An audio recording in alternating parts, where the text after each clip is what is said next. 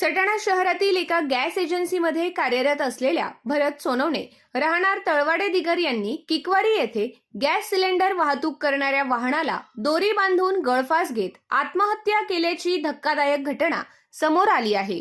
ही घटना घडल्याची माहिती मिळताच परिसरात एकच खळबळ उडाली। घटनेची माहिती मिळताच सटाणा पोलिसांनी तातडीने घटनास्थळी धाव घेतली।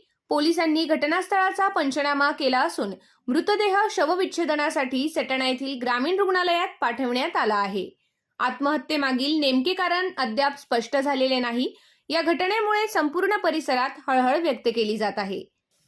या प्रकरणाचा पुढील तपास सटाणा पोलीस ठाण्याचे पोलीस निरीक्षक योगेश पाटील यांच्या मार्गदर्शनाखाली सटाणा पोलीस करीत आहेत।